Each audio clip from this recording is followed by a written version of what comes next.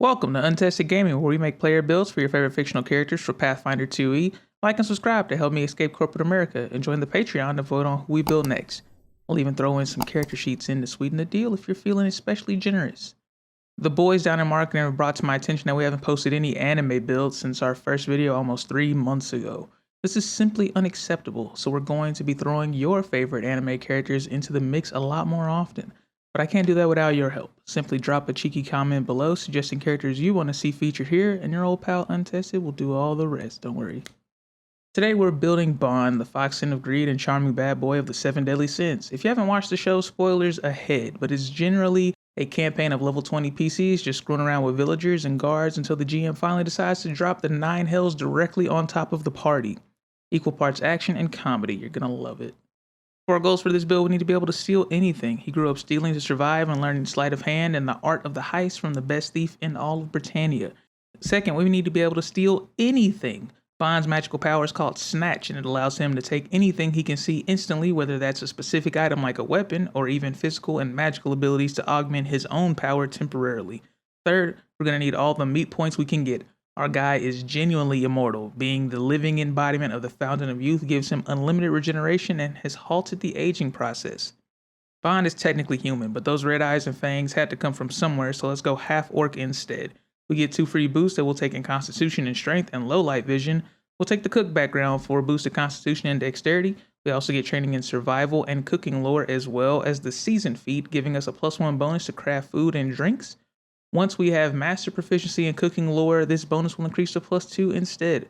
For our Ancestry feat, we'll take Orc Ferocity for our first helping of not dying. This allows us not to be knocked unconscious once per day when our HP reaches 0. We instead remain standing with 1 HP as a reaction.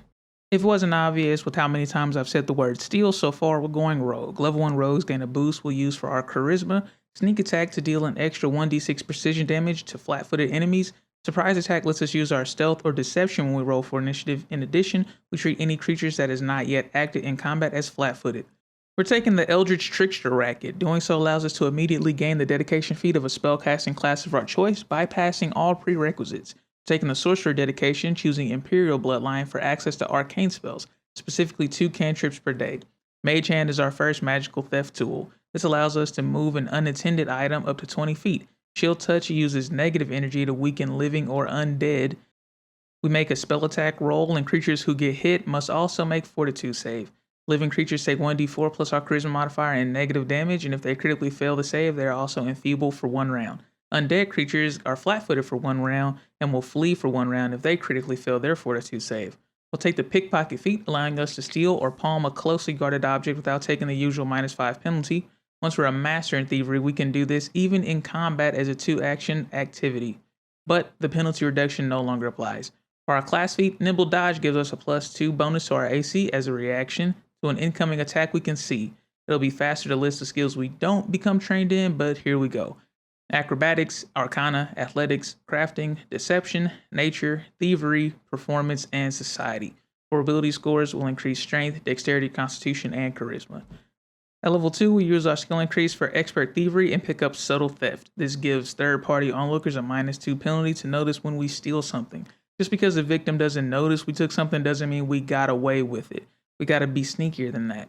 Magical Trickster is what we'll be relying on for most of our damage for the first half of the build. With this, if we deal damage with a spell attack against a flat-footed enemy, we still get to apply our sneak attack damage as if we used a weapon. You can get a bit more damage and still be in character with a rapier from Bond's Holy Knight days, but he spends most of his time in the present unarmed and unarmored. We'll get something close to his real weapon further down the build. Level 3 rogues get Deny Advantage, meaning we aren't flat-footed to enemies our level or lower who are hidden, undetected, or flanking. We use our skill increase for Expert Arcana and take the Quick Jump feat so we can perform a high jump or long jump in a single action instead of 2, and we no longer need to perform the initial stride action to do so. Bond was an orphan raised by a beastman, so adopted ancestry is totally a valid option and not just a way to sneak more health onto the build by allowing us to take dwarven ancestry feats in addition to our true ancestry. At level 4, we'll use our skill increase for Expert Acrobatics. Titan Wrestler lets us disarm, grapple, shove, or trip creatures up to 2 sizes larger than us, and once we're legendary, up to 3 sizes larger. Bond may be almost 7 feet tall, but he's still only the 3rd tallest of the sins, and a lot of the enemies they go up against by Season 3 will be considered gargantuan size. Mug is the last rogue feat we'll be taking for a while, so savor the flavor while you can. Mug allows us to make a melee strike against an adjacent foe, and if we hit and deal sneak attack damage, we can also attempt to steal an item from that foe. Just don't try this on the captain's sword. You remember what happened last time. Level 5 rogues gain weapon tricks, giving us expert proficiency on simple weapons and critical specialization on crit against flat-footed enemies. If you've decided to use that rapier, then you'll be making your targets flat-footed for 1 round on a crit. We also gain another sneak attack die. We get a skill increase that we'll use for expert athletics. Powerful Leap increases our vertical jump distance to 5 feet and increases our horizontal jump distance by 5 feet. Fey Influence lets us use energies granted to an ancestor by the Fey to cast a spell as an innate divine spell once per day. Of course, the ancestor in question here is ourself, thanks to our tragic backstory. Bane allows us to take the vitality of multiple enemies around us. For 1 minute, enemies in a 5-foot emanation who fail a will save get a -1 penalty to attack rolls as long as they remain in that area. Every round that this is up, we can use a concentrate action to increase the aura by an additional 5 feet, and new enemies in the increased range also take the will save. At level 6, we increase our cooking lore skill to expert and take the unmistakable lore skill, meaning when we critically fail a recall knowledge check on our cooking lore, we only get a normal failure instead. You're keeping the Boris hat afloat with your dishes. Okay, not literally mom is doing that, but Meliodas is hopeless without you. Basic sorcerer spellcasting gives us access to a 1st and 2nd level spell slot. Fleet Step gives us a 30-foot bonus to our move speed for 1 minute. Charitable Urge makes a creature who fails a will save give an item in their possession to the nearest creature they can see during their next turn. On a crit, they repeat that action over 4 rounds instead of 1. Level 7 rogues gain Evasion, increasing our reflex save to master and giving us the critical result on a regular success instead. Vigilant Senses increases our perception to master. Weapon specialization gives us an additional flat 3 damage on our rapier and unarmed attacks since now we're master proficiency. We use our skill increase for master acrobatics. Toughness gives us an additional max HP per level. In addition, we also reduce the DC of recovering checks to 9 plus our dying condition value. Catfall increases the distance we can fall without taking fall damage. For now, we treat falls as 50 feet shorter. At level 8, we'll take our skill increase in athletics. The Sly Striker class feat lets us deal 1d6 of our sneak attack damage even to enemies who aren't flat-footed to us.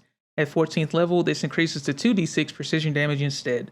Wall jump lets us use a wall at the end of a long jump or high jump to perform an additional longer high jump using the wall to maintain the momentum.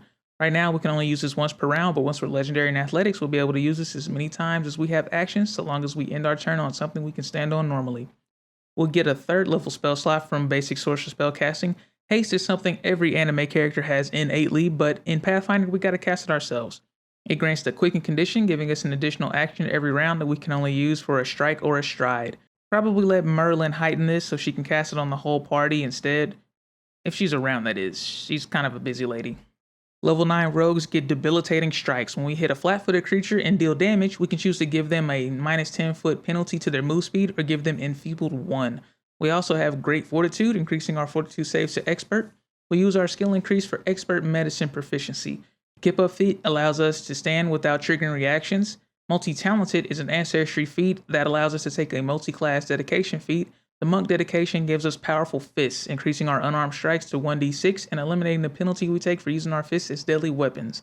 We also get skill training that we'll take in intimidation. At level 10, we'll take our skill increase for Master Thievery. We'll pick up some basic kata from monastic weaponry. Now we can use something a little more in character. Nunchaku are a monk weapon. That's the closest we're going to get to Bond's favorite weapon. That is until Paizo ports the Senzetsu-kan into 2E.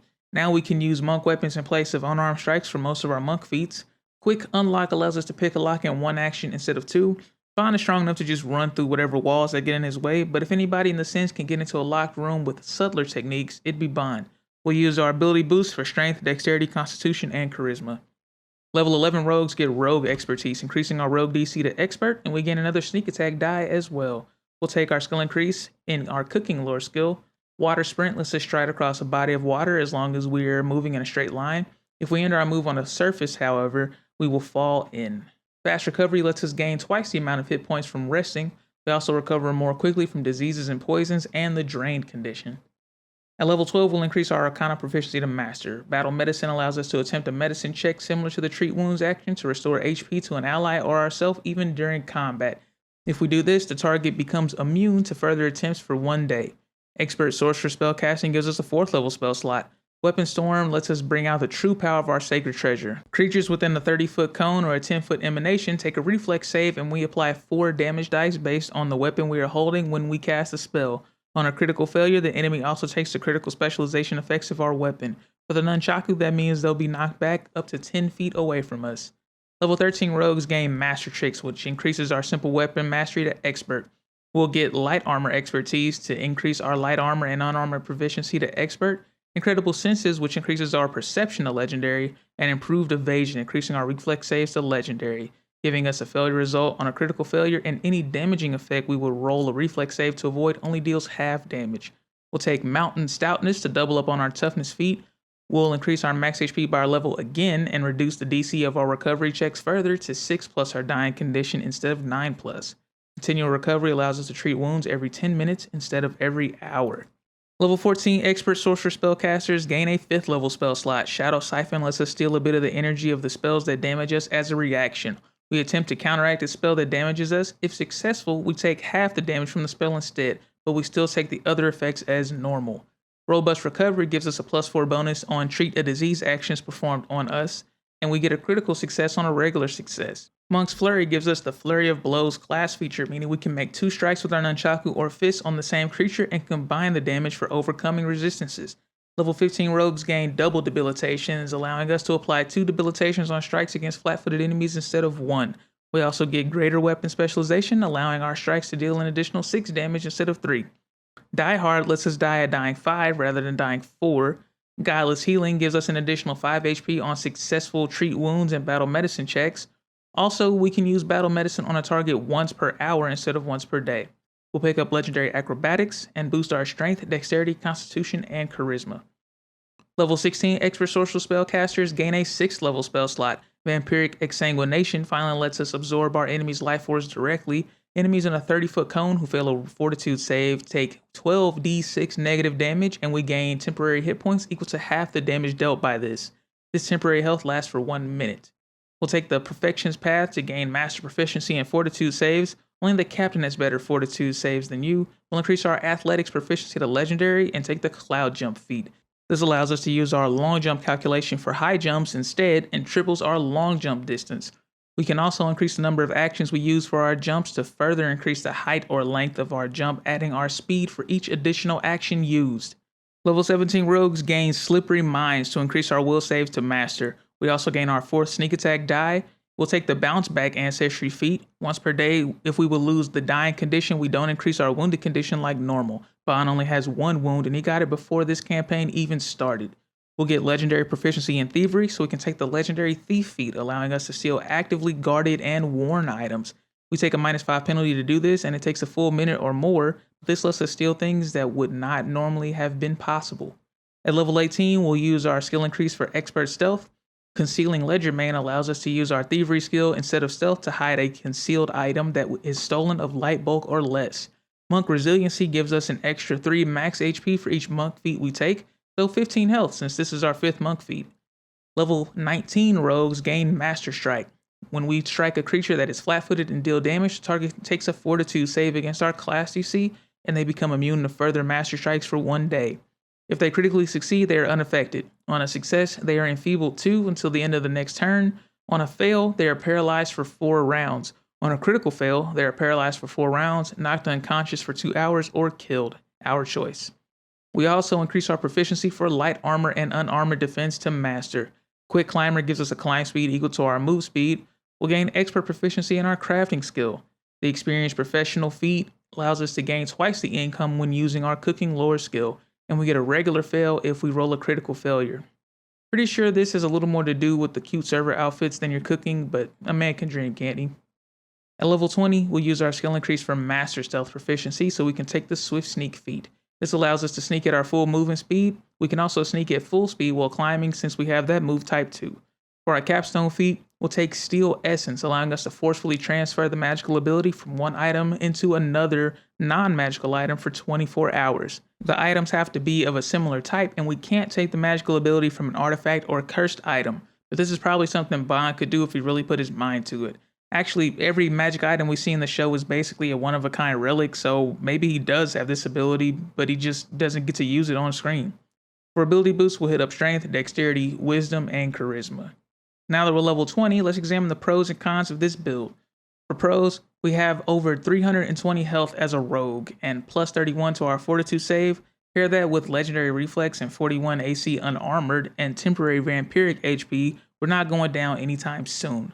But even if you do somehow get dropped to 0 HP once per day, we can just get back up and keep going, and we have the easiest recovery checks possible. And with our medicine skill, we can gain that all back in no time. We also deal some decent damage. We do decent damage as a monk or sorcerer, but we also have sneak attack damage on top of it. For cons, we're going into combat without armor again when we don't really have to. If we grab some monk stances, this will be a bit more bearable, but Bond is a street brawler at heart and stances don't really seem his style. Very limited spell slots might make you a bit less effective in long encounters. We also rely heavily on our wisdom for our medicine skill, but we had no modifier, at least until level 20. I'm really scraping the bottom of the barrel for these cons. This is actually a pretty balanced build. But that's kind of how that anime is. Everyone is OP at everything, but each character is even more OP at their specialty. Thanks for tuning in to yet another build. Subscribe and tap the bell for a new build every week. Join the Patreon to vote in the poll. Right now you can choose between Geralt of Rivia, a Sister of Battle from Warhammer 40k, the Phantom of the Opera, or Klaus from Umbrella Academy. Link is in the description.